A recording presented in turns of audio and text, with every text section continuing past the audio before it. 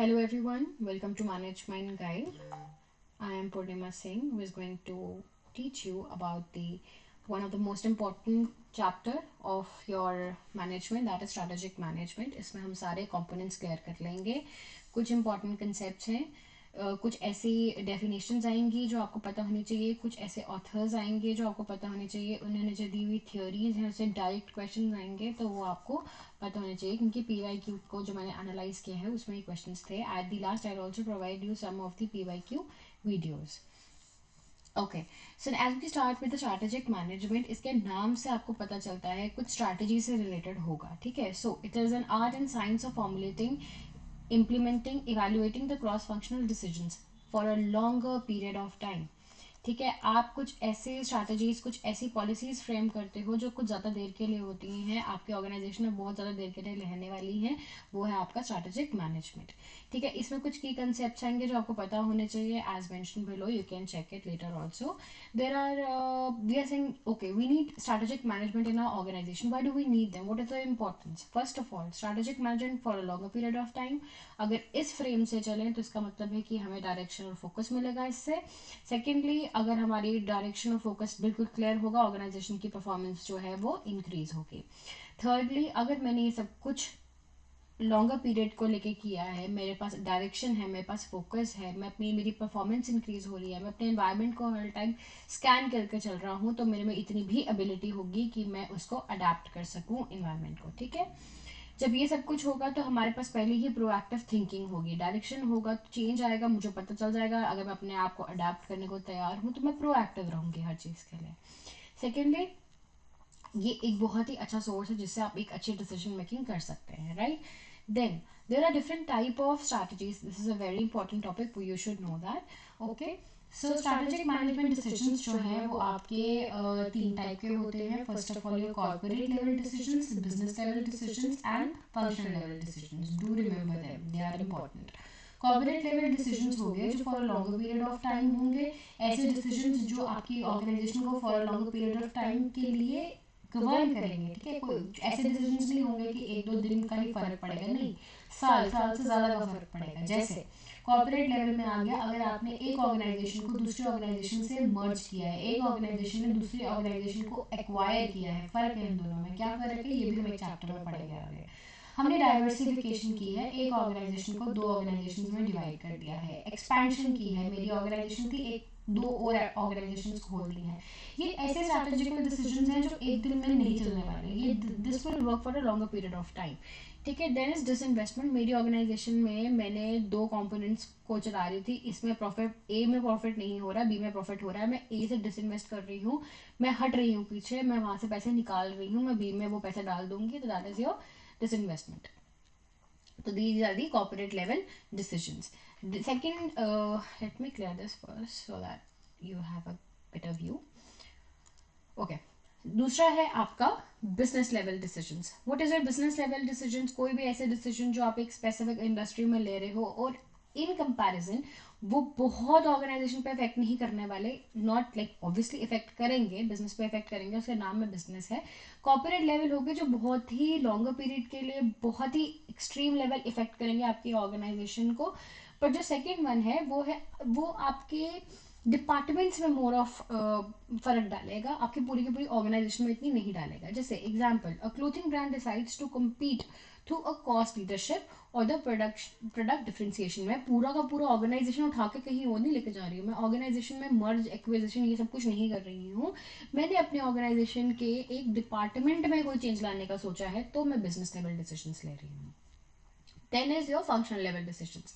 ये आ गया, मैंने अगर डिपार्टमेंट में चुना, डिपार्टमेंट में मार्केटिंग चुना, उसमें अंदर जाके कोई डिसीजन चेंज कर रही हूँ, that is your functional level decision. ठीक है, आपके एक फंक्शन के अंदर जाके कोई डिसीजन. तो आपके सबसे इंपॉर्टेंट चीज यहाँ पे तीन पार्ट्स हो गए जो मैंने आपको बताए, कि corporate level decision, business level decision and functional level decision. Then what are the characteristics? You will, जैसे मैंने आपको बताया था, लॉन्गर टर्म इम्पैक्ट होगा. ठीक है, आप जब अपने ऑर्गेनाइजेशन को हर चीज़ बहुत ही ध्यान से करेंगे, ऑब्वियसली रिसोर्स एलोकेशन बहुत प्रॉपर हो जाएगा, वेस्टेज बिल्कुल कम हो जाएगी, रिस्क कम हो जाएगा क्योंकि आप प्रोएक्टिव हो जाओगे, हमने पीछे पड़ा है. ठीक है, ये ज़्यादातर टॉप लेवल मैनेजमेंट के लिए होगा। स्ट्रैटेजिक डिसीजन के नाम से बता रहा है कि स्ट्रैटेजी के रिलेटेड होगा। स्ट्रैटेजी क्या होती है? यूजुअली तो long, medium and short term तीनों के लिए होती है, पर मोस्ट प्रोबेबली लॉन्ग टर्म के लिए होती है। तो ये टॉप लेवल मैनेजमेंट का काम, जो सबसे ज़्यादा क्लियरली वो ये चीज़ करते हैं। ऑर्गेनाइजेशन को डायरेक्शन मिलती है और इन्वायरमेंट को प्रॉपरली एनालिसिस एंड फोरकास्टिंग जो है वो हो जाती है। Okay, what is the process? As I told you, whenever you see any kind of process, it becomes very important because आपको direct question आते हैं PYQs में related to process. Okay, strategic decision making process क्या है? First of all, अगर आपने कोई भी स्ट्रैटेजी फ्रेम करनी है, आपको ऑर्गेनाइजेशन को सबसे पहले जानने की जरूरत पड़ेगी। अब एक ऑर्गेनाइजेशन होती कहाँ है? वो होती है एक पर्टिकुलर काइंड ऑफ एनवायरनमेंट में। So it's very important that you need to scan your environment. You will scan your environment. अगर ऑर्गेनाइजेशन के अंदर कोई चेंज होगी या कुछ प्रॉब्लम आ रही होगी वो भी पता चल जाएगी, और ऑर्गेनाइजेशन के एक्सटर्नल होगी तो वो भी पता चल जाएगी। इंटरनल में जब हम बिजनेस एनवायरनमेंट चैप्टर पढ़ेंगे उसमें भी हम बता देंगे कि एनवायरनमेंट के इंटरनल और एक्सटर्नल एस्पेक्ट्स में क्या आता है। बट इन शॉर्ट यहाँ पे इंटरनल एस्पेक्ट्स में आता है ऑर्गेनाइजेशन के अंदर का कल्चर, वहाँ के rules and regulations and some stuff which will be related to your business itself. But external में आ जाता है पेस्टल, मतलब political, economic, social, technical and legal aspects of your environment. तो आप प्रॉपर एनवायरमेंटल स्कैनिंग करेंगे। इन्वायरमेंट स्कैनिंग करने के बाद आपको कहीं ना कहीं कोई ना कोई इशू मिल जाएगा। इशू मिलने के बाद आप एक क्लियर ऑब्जेक्टिव सेट कर देंगे और गोल्स बना देंगे कि ये प्रॉब्लम आई थी भाई, इसमें मुझे स्ट्रैटेजी बनाने की ज़रूरत है। मेरे उस स्ट्रैटेजी को बनाने के लिए बहुत सारे ऑल्टरनेटिव्स चेक करूंगी। ए से भी मेरा काम बन सकता है, बी से भी बन सकता है, सी से भी बन सकता है, डी से भी बन सकता है और ई से भी बन सकता है। अब कुछ मेरे ऑर्गेनाइजेशन के रिलेटेड कुछ ज़्यादा प्रेफरेबल होंगे और कुछ कम प्रेफरेबल होंगे। C, B, C, D अगर मुझे पसंद आ गया तो मैं इनको एवेल्युएट मैं सबको करूंगी। ठीक है, एनवायरमेंटल स्कैनिंग करने के बाद, ऑब्जेक्टिव सेट करने के बाद, जनरल ऑल्टरनेटिव्स में स्ट्रैटेजिक ऑप्शंस चुनने के वक्त मैं यहाँ पे 5 ऑप्शन बनाती हूँ। इवेल्युएट करने के बाद मैंने इसमें से 3 स्ट्रैटेजी को सिलेक्ट किया और मैंने उसको इम्प्लीमेंट कर दिया। ठीक है, तो ये आपका प्रोसेस होगा। और इम्प्लीमेंट करने के बाद मुझे रुकना नहीं है, मुझे उसको प्रॉपरली कंट्रोल करना है, मॉनिटर करना है और देखना है कि आगे इसमें कुछ चेंज करने की जरूरत है या नहीं। One of the another very important topic here is your different type of strategic decisions and strategic management. Very important, right? यहाँ पे आपके पास डिफरेंट टाइप ऑफ डिसीजंस हैं। सबसे पहला डिसीजन जो हम पढ़ेंगे that will be your growth decision. Okay, organization में मैं बोल रही हूँ कि स्ट्रैटेजीज कुछ होंगी, ऐसी स्ट्रैटेजीज होंगी जो ग्रोथ के तरफ इशारा कर रही होंगी। कुछ बोल रही होंगी कि भाई मुझे अपने ऑर्गेनाइजेशन में स्टेबिलिटी चाहिए, ग्रोथ से ज़्यादा मुझे स्टेबिलिटी चाहिए। रीट्रेंचमेंट, कुछ पीछे हटना चाहते होंगे कुछ हद तक। कॉम्पिटिटिव डिसीजन लेना चाहते होंगे, फंक्शनल डिसीजन लेना चाहते होंगे, कॉर्पोरेट डिसीजन लेना चाहते होंगे या ऑपरेशनल डिसीजन लेना चाहते होंगे। इसका मतलब क्या है? जो सबसे पहला पॉइंट है हमारा, that is your growth strategy decision. This refers to the choice an organization make to expand its business, increase revenues and gain market shares. ठीक है, यहाँ मेरा गोल ये है भाई, मुझे ऑर्गेनाइजेशन में ग्रोथ करनी है और यही मेरा स्ट्रेटेजिक डिसीजन है, जो मुझे अपनी ऑर्गेनाइजेशन को एनवायरमेंटल स्कैनिंग करने के बाद पता चल रहा है कि ग्रोथ ही एकमात्र चीज़ है जो मुझे भी अपने ऑर्गेनाइजेशन में चाहिए। तो टाइप ऑफ ग्रोथ आप कैसे कर सकते हैं? आप मार्केट पेनिट्रेशन कर सकते हैं, आप मार्केट डेवलपमेंट कर सकते हैं, आप प्रोडक्ट डेवलपमेंट कर सकते हैं। प्रोडक्ट डेवलपमेंट क्या हो गया? मैंने अपनी ऑर्गेनाइजेशन में एक न्यू प्रोडक्ट ला दिया, उससे मैं अब अपने ऑर्गेनाइजेशन की डेवलपमेंट कर रहा हूँ या अपने ऑर्गेनाइजेशन की ग्रोथ कर रहा हूँ। कैसे? एक न्यू प्रोडक्ट लेके आया। जैसे आईफोन ने एक नया मॉडल लॉन्च कर दिया, उसने आईफोन को मतलब पूरा ऑर्गेनाइजेशन एप्पल को नहीं चेंज किया, उसने एक प्रोडक्ट डेवलपमेंट करके अपनी मार्केट को या उसको ग्रोथ करने का सोचा। ठीक है, दूसरा है मार्केट डेवलपमेंट। मैं अपनी मार्केट को ही इंक्रीज करूं। अभी तक कोई एग्रो बेस्ड प्रोडक्ट ले लो, अगर मैं एग्रो बेस्ड प्रोडक्ट अभी तक सिर्फ एक रूरल एरिया में बेच रहा था, अब मैं सोच रहा हूँ कि इसको अर्बन एरिया में भी बेचना, तो मैंने मार्केट चेंज की। ठीक है, मैंने रूरल से मैं अर्बन में आ गया या फिर अर्बन से रूरल में आ गया, तो वो हो गया आपका मार्केट डेवलपमेंट। आपने एक मार्केट से दूसरी मार्केट पे शिफ्ट किया। तीसरा आ गया आपका market penetration, selling more of existing product in the current market. Market मैंने वही रखी पर बहुत ज्यादा प्रोडक्ट जो है अपना बेचना शुरू कर दिया, मतलब मैंने एग्रेसिव एडवर्टाइजमेंट कर दी। जैसे पीछे आप देख सकते हैं कि रिसेंटली जो आपका किंडर जॉय था, उसका हैरी पॉटर एडिशन आने की वजह से बहुत ही ज़्यादा एग्रेसिव एडवर्टाइजमेंट होने की वजह से कि आपके पास क्या ये बैच है हैरी पॉटर का, तो बहुत ज़्यादा इंक्रीज होना शुरू हो गया था इसकी एडवर्टाइजमेंट भी और इसकी ग्रोथ भी। तो that is your market penetration. तो ये 3 टाइप के आपके ग्रोथ करने के तरीके होते हैं। कौन से 3 तरीके होते हैं, वी जस्ट हैव अ, हाँ, तो कौन से 3 तरीके होते हैं ग्रोथ के? मार्केट पेनिट्रेशन कर देना, एक प्रोडक्ट है उसको बहुत ज्यादा मार्केट में घुसाने की कोशिश करना एक सिंपल मार्केट में। मार्केट डेवलपमेंट मतलब एक मार्केट से दूसरे मार्केट में भी ग्रोथ करने का सोचना। या फिर प्रोडक्ट डेवलपमेंट मतलब मैंने अपने प्रोडक्ट को न्यू लाने की कोशिश की उसी सेम मार्केट में। Then is your diversification. This is the second type of growth strategic decision. Sorry, growth नहीं होगा यहाँ पे. This is the second type of strategic decision. That is your diversification. Growth भी हो सकता है, यस, क्योंकि डाइवर्सिफिकेशन कर रहे हैं। मैं I just explain. Entering new market with a new product, ठीक है। मैंने सोचा कि मुझे डाइवर्सिफिकेशन करनी है। अब डाइवर्सिफिकेशन मतलब कि मैं अपनी ऑर्गेनाइजेशन में, अगर ये मेरी ऑर्गेनाइजेशन थी, ए मेरी ऑर्गेनाइजेशन है, मैंने उसको बी सी में डिवाइड कर दिया। अब डाइवर्सिफिकेशन हो सकता है मैं सिमिलर प्रोडक्ट्स में भी करूँ, रिलेटेड प्रोडक्ट्स में भी करूँ और अनरिलेटेड प्रोडक्ट्स में भी करूँ। एप्पल ने अगर एप्पल टेक्नोलॉजी में डील कर रहा है, ठीक है, उसने फोन्स के साथ साथ अपने अब वेरिएबल्स भी सेल करना शुरू कर दिए, वॉचेस सेल करना शुरू कर दी, एयरपॉड सेल करना शुरू कर दिया। That is your related diversification. Tata गाड़ियां बना रहा था, टी बनाना शुरू हो गया, दैट इज अनरिलेटेड डाइवर्सिफिकेशन। तो that is your different type of strategic decision. Okay, then is your integration strategy. First of all horizontal integration मतलब आप अपने आप क्या कर रहे हैं कि ओके आपके हॉरिजॉन्टल क्या हो गया कि आप अपने साथ वाले लोगों को एक्वायर करने लग गए। फेसबुक है, ठीक है, इसके बैलेंस में ही कौन चल रहे थे? टेलीग्राम चल रहा है इसके बैलेंस में, इसके बैलेंस में इंस्टाग्राम चल रहा था। फेसबुक ने इंस्टाग्राम को एक्वायर कर लिया। अपने बैलेंस वालों में या अपने साथ वालों में से लोगों को, कॉम्पिटिटर्स को एक्वायर कर लेना, that is your horizontal integration. Vertical integration मतलब कि अपने या तो ऊपर वाले या तो नीचे वाले। जैसे मैं एक रिटेलर हूँ, ठीक है, मैंने अपने होलसेलर को एक्वायर कर लिया है, तो controlling the supply chain manufacture opening retail store. या फिर हाँ, रिटेलर ने क्या किया, होलसेलर से प्रोडक्शन डिपार्टमेंट से डायरेक्टली सामान उठा के पूरा या फिर प्रोडक्शन ही एक्वायर कर ली, तो उस केस में आपका आ जाता है वर्टिकल इंटीग्रेशन। जब आप अपने से या तो एक स्टेज ऊपर या तो एक स्टेज नीचे या तो अपने सारी ऊपर वाली स्टेजेस को एक्वायर कर लेते हो, that is your vertical integration. Then is your factors influencing the growth strategic decision.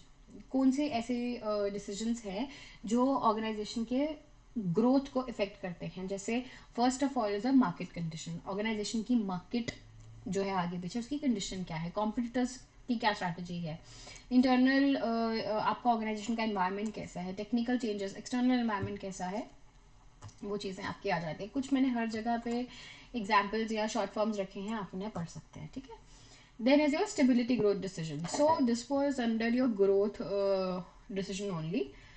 आपने मार्केट पेनिट्रेशन किया, मार्केट डेवलपमेंट किया, प्रोडक्ट डेवलपमेंट किया, डाइवर्सिफिकेशन किया, related diversification, unrelated diversification, integration में horizontal integration and vertical integration किया।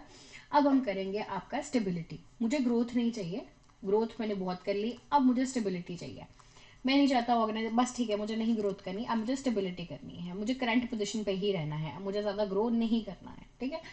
तो this is your stability strategy involves maintaining the current level of your activities and focusing on the consistent performance. मैं चाहता हूँ कि जो परफॉर्म कर रहा हूँ उसके लेवल में रहूँ, उससे नीचे ना जाऊँ, ठीक है। आपको रिस्क लेना ही नहीं है, ग्रो करोगे अगर मेरा नहीं चला प्रोडक्ट तो वो तो रिस्क ही है, तो मुझे नहीं लेना risk. I want to be on the lower risk side, ठीक है। ऑपरेशनल एफिशिएंसी बढ़ जाती है, एक टाइम पे आके आप मास्टर हो जाते हो अपनी ही चीज़ के। नो मेजर इन्वेस्टमेंट और expansion, continued focus on the core business and suitable in the stable or saturated market. Okay, then when stability, हर एक ऑर्गेनाइजेशन तो ग्रोथ ही चाहेगी ना। क्यों बोल रहे हैं कि इनको सिर्फ स्टेबिलिटी चाहिए? इसीलिए क्योंकि इकोनॉमिक अनसर्टिनिटी है, रिसेशन है, तो नहीं आप ट्रस्ट कर पा रहे हो हर चीज़ को, ठीक है। लिमिटेड रिसोर्सेज फॉर एक्सपेंशन है, आपको नहीं मिले, आप स्टेबिलिटी में रहना चाहते हो, आपको बहुत ज़्यादा रिस्की लग रहा है, आप उसमें नहीं घुसना चाहते हो, ठीक है। रिस्क ओवर एक्सपेंशन है, मार्केट सैचुरेशन है, then focus on the internal improvement in structure. आगे चेंज नहीं करना है, मैं अपनी ऑर्गेनाइजेशन में ही ग्रोथ का सोचूंगा, मतलब विद इन ही रहना चाहूंगा और अच्छा काम करूंगा जो कर रहा हूँ, मुझे ग्रोथ नहीं चाहिए, ठीक है। टाइप ऑफ स्टेबिलिटी स्ट्रैटेजीज क्या है? पहला एक ऐसे हैं जो नो चेंज स्ट्रैटेजी बोलते हैं, continuing the current operations without significant change. Local bakery serving it's local loyal base, वो कह रहे हैं कि ओके मैं यहाँ की ब्रेड बेच रहा हूँ, मुझे यहीं बेचनी है, मुझे कोई इंटरेस्ट नहीं है कि मेरी ब्रेड आउट ऑफ डिस्ट्रिक्ट जाए, मुझे यहीं बेचनी है, मेरा लॉयल बेस है, अच्छा प्रॉफिट आ रहा है, I am okay with it, so no change strategy. Second is profit strategy, focus on increasing profit without expansion. ठीक है, ओके चाहिए प्रॉफिट तो चाहिए, ग्रोथ भी चाहिए, बट मैं अपने आप को इंक्रीज नहीं करूंगा, अपने प्राइसेस कम कर दूंगा, लोग फिर भी मेरे पास आ ही जाएंगे, तो प्रॉफिट स्ट्रैटेजी हो जाती है वो स्टेबिलिटी की। Then is pause, proceed with caution, that is मुझे अभी स्टेबिलिटी चाहिए, आगे ग्रोथ का सोचूंगा। ठीक है, these are the type of stability strategy, these are the examples. अब स्टेबिलिटी एंड ग्रोथ का डिफरेंस भी है, आप देख सकते हैं आप।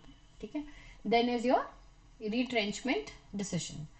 ये एक ऐसा स्ट्रैटेजिक मूव है जिसमें आपकी कंपनी ये डिसाइड करती है कि I want to reduce the scale of operations. ना ही ग्रोथ चाहिए भाई, ना ही स्टेबिलिटी चाहिए, जितना काम कर रहा हूँ अभी उससे कम करना चाहता हूँ, या अपना जो काम है थोड़ा सा इन कंपैरिजन कम करना चाहता हूँ। ठीक है, ये एक डिफेंसिव स्ट्रैटेजी है कि मुझे लग रहा है कि अगर मैंने अभी अपनी ऑर्गेनाइजेशन से पैसा नहीं हटाया तो मुझे बहुत लॉस हो जाएगा, तो मैं रिट्रेंचमेंट करूंगा। डिफेंसिव स्ट्रैटेजी है ये।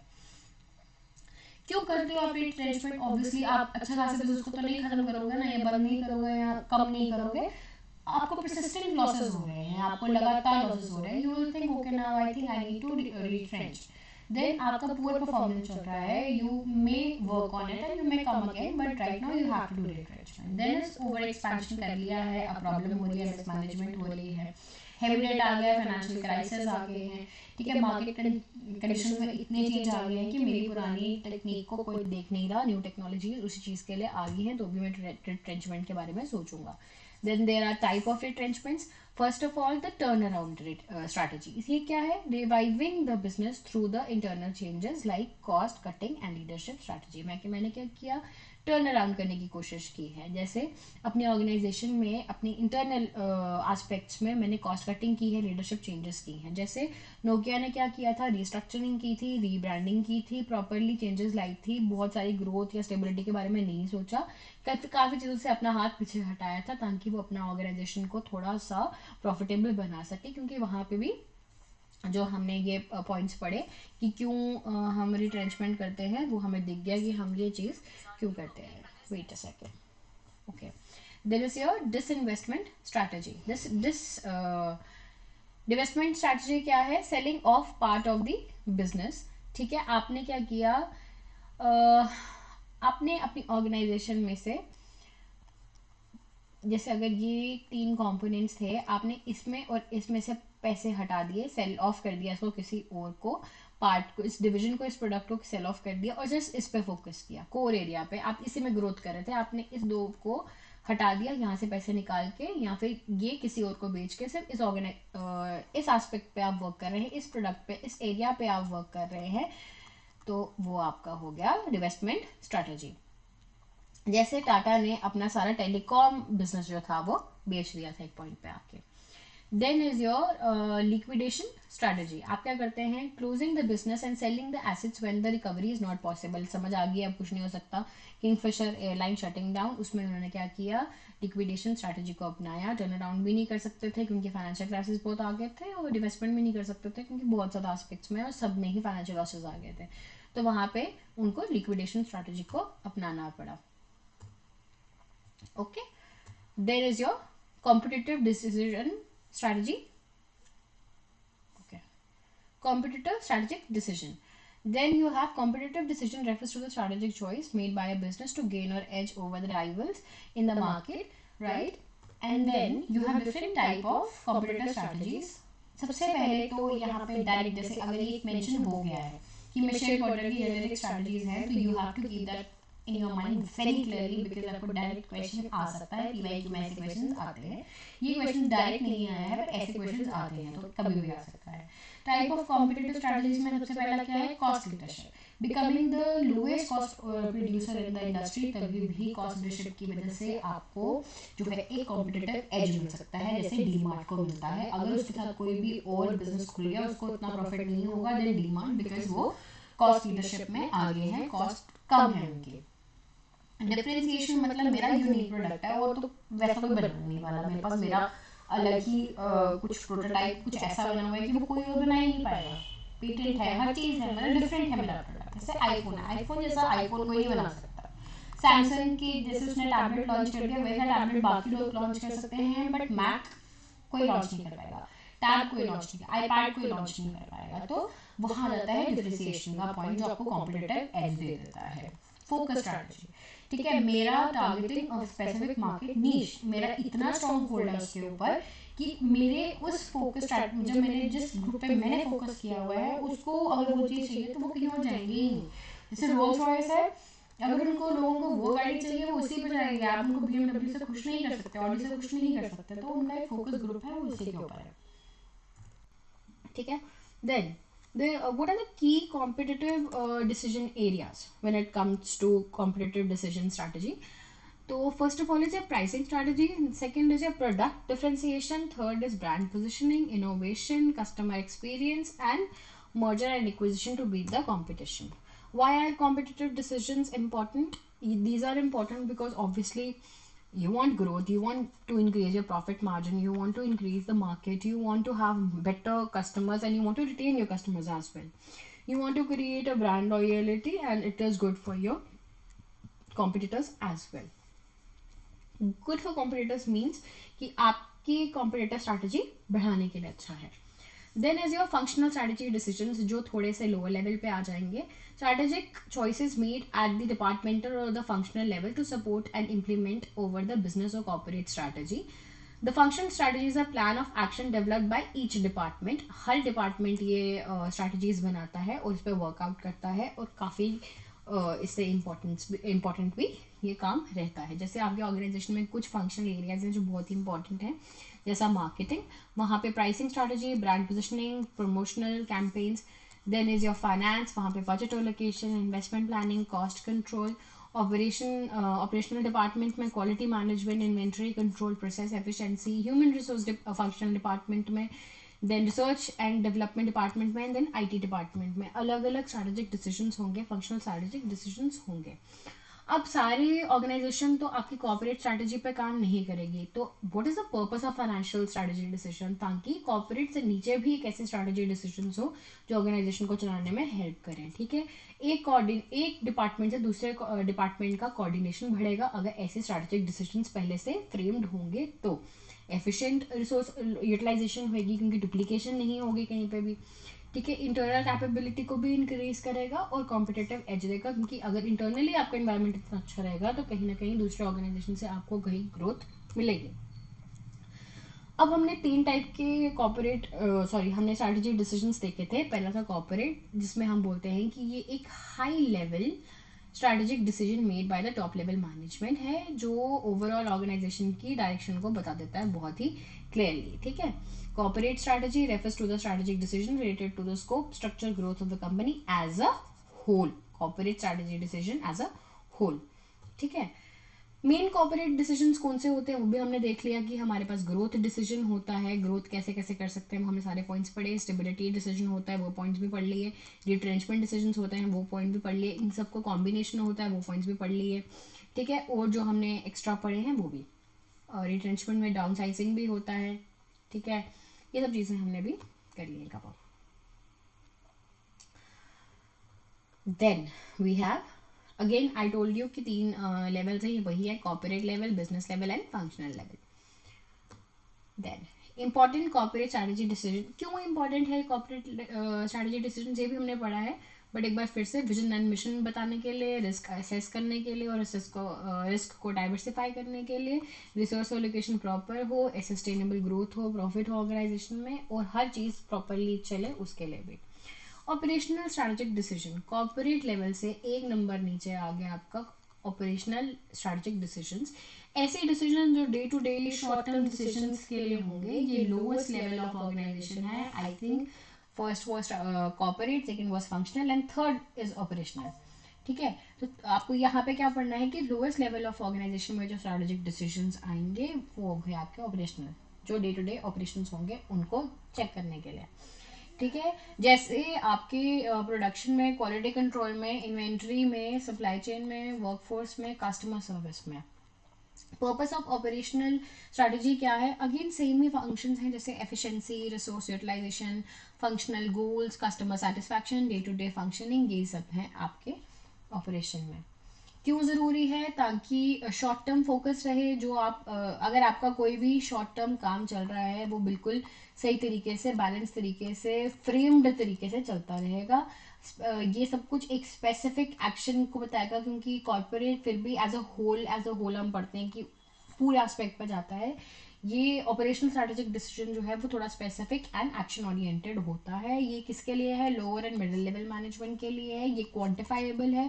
कॉर्पोरेट लेवल फिर भी थोड़ा क्वालिटेटिव होता है, you can't be quantifying it as a very every aspect could not be quantified in corporate level, but you can quantify it in operational and strategic decisions. देन alignment and आपका एक department का दूसरे department से हर चीज़ में alignment बिल्कुल सही रहता है अगर आप सही तरीके से काम कर रहे हो। इसके आगे वाले पॉइंट्स हम आपको दूसरे स्लाइड में बताएंगे।